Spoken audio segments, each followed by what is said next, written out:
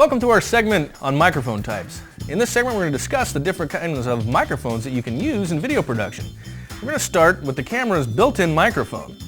Well, this microphone is a decent quality. It tends to pick up a lot of background noise if you're using it in like outdoor situations where you have a lot of background noise. This microphone is best used at distances of about 4 to 6 feet from your subject, so keep that in mind when you're using just the camera's on-camera mic. This is the shotgun microphone. It can either be mounted to your camcorder or mounted to a boom pole. The shotgun microphone has a very narrow pickup pattern and it's very useful for picking up audio from long distances, say if it's mounted to your camcorder, or for miking up close, say like on a boom pole. Here we have the handheld mic.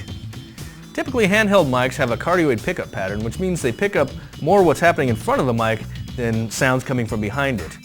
They are used well for like speeches or picking up vocals, and also used well for miking instruments. And here we have the lavalier microphone.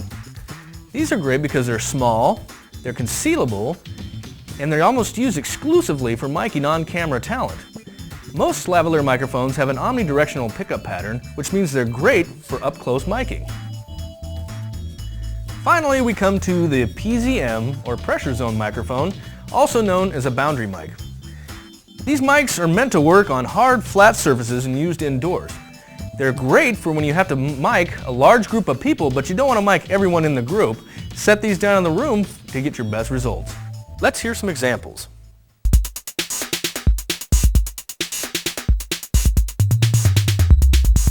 The built-in microphone on your camcorder can work great if you get real close to your subject.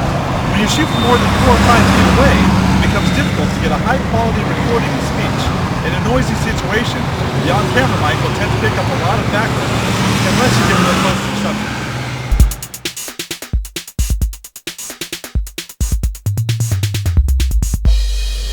The hypercardioid, or shotgun microphone, picks up only sound from the front and is very directional.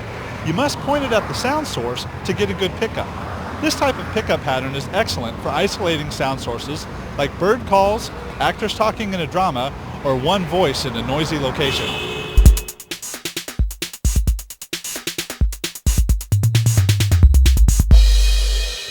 This handheld cardioid, or unidirectional microphone, picks up sound primarily in a heart shape from the front of the microphone, a little from the sides, and does not pick up from the back. This pickup pattern is excellent for voice mics and miking musical instruments.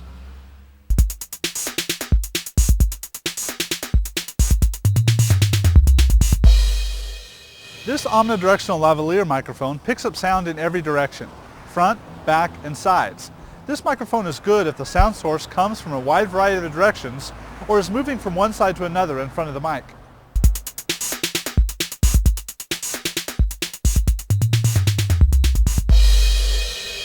The PZM, or boundary mic sitting in front of me, has a 360-degree pickup pattern and is designed to sit flat on a hard surface. PZM mics are great for conferences and for use in live theatrical productions.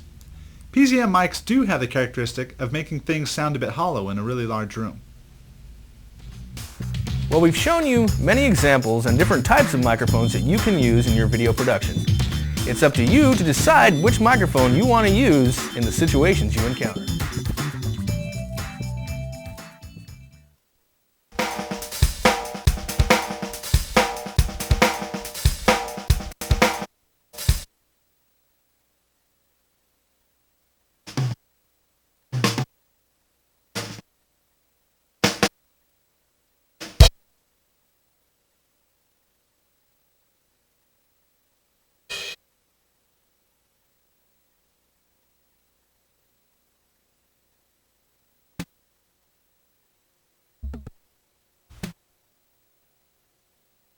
Do wired mics have over wireless mics? Wired mics have a couple of advantages over wireless mics. The first being that they generally offer a higher quality recording for the money than a comparable wireless microphone does. The second being you may be shooting in a location that's prone to a great deal of radio interference. Perhaps you're in a location next to a radio transmission tower. At that point, you may find that your wireless microphone is useless due to radio interference. What feature should I consider when buying wired mics and cables? When you're buying a wired mic and cable set, the first feature to consider is the quality of the recording. Will the microphone produce a high enough quality recording for your production needs? The second thing to look for is whether the microphone can accept a balanced cable or not. A balanced cable will help you reduce or even eliminate radio frequency interference in your audio recording. What's so good about balanced low-impedance mics and cables? The great thing about balanced mics and cables is that you can make very, very long cable runs, as long as 100 feet with an XLR cable. With the unbalanced cable, if you make a run longer than about 25 feet, it's going to start humming immediately. Another disadvantage to the unbalanced cable is that you can pick up radio stations on it. How can I make balanced low-impedance mics and cables work with my camcorder? Most consumer camcorders do not have a balanced input on them.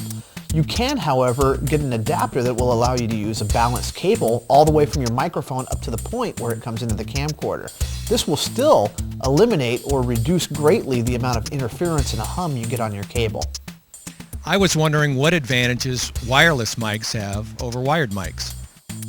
Some situations necessitate the use of a wireless microphone. For example, you have a head-to-toe shot of your subject who's talking and walking as you're following with a handheld camera shot. The practicality of having a wire dragging from your subject off to your camcorder, not to mention the aesthetics that would be introduced, simply necessitate the use of a wireless microphone. What features should I look for in wireless microphones? When you're purchasing a wireless microphone, the first feature you're going to look for obviously is the quality of the sound recording. Will it produce a high enough quality recording for your production? The second feature you're going to look for is the frequency that the transmitter transmits to the receiver. You're going to look for something in the mid VHF range or the high UHF range. The third thing that you're going to look for is the presence of a diversity circuit, which will eliminate or reduce the amount of interference from phasing. So what does a diversity wireless mic do? The signal that your transmitter puts out basically emanates 360 degrees away from the source. This can be a good thing and a bad thing. The good part is that your subject doesn't necessarily have to face the camera. The bad part is that signal can bounce off of a wall or a ceiling or even the floor.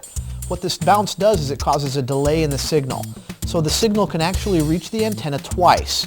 Now this can cause what's called a phasing interference where one signal cancels the other out. A diversity microphone uses two antennas in a special circuit to overcome this problem. How would I recognize a diversity mic?